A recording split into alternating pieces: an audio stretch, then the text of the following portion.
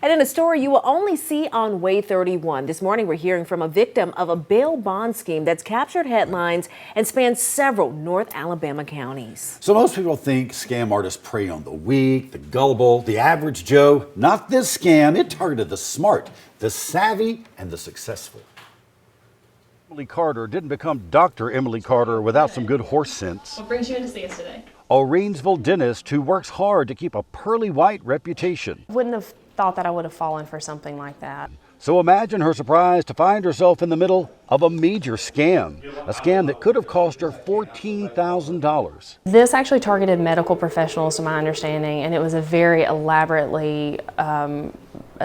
scheme. It happened one day last fall, started with a phone call from what looked like the DeKalb County Sheriff's Office from a man who claimed to be a deputy. He had to call me because I had missed a court appearance, and that court appearance could have been anything from being an expert witness. She couldn't recall agreeing to testify at any trial, but says that caller was so serious, so convincing, that he claimed he had arrest warrants for failure to appear and contempt of court. It was $7,000 per bond or per misdemeanor. They had an answer for every question. Every time I tried to trip them up, they had an answer. But an arrest could cost her medical license, a risk she couldn't take. So she went to the bank, withdrew the $14 grand, and agreed to meet that so-called deputy at, get this, the DeKalb County Courthouse. I pulled into the courthouse, and within 2 minutes I had a female approaching my car, and he told me, he said, "This is the bond officer. She's the one who's going to check you in."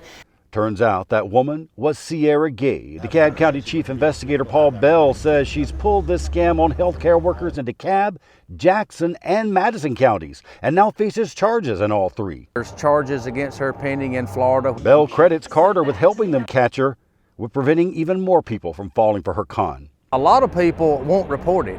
It's either it's embarrassing to them or they don't want to say anything to anybody. Yet, standing on the courthouse steps that day, Emily Carter finally felt the breeze from the red flag waving in front of her face. She didn't give them a nickel.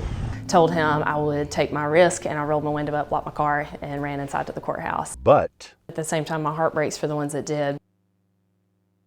Again, she did not give them a nickel. But investigators do believe there could be more victims out there. And they say, if you think you might be one of them, please call your local law enforcement agency and report it. That's how they can crack this case and hopefully get some of that money back for you. Now, they also say that people who think that they're just too savvy to get scammed often lose the most money when they do.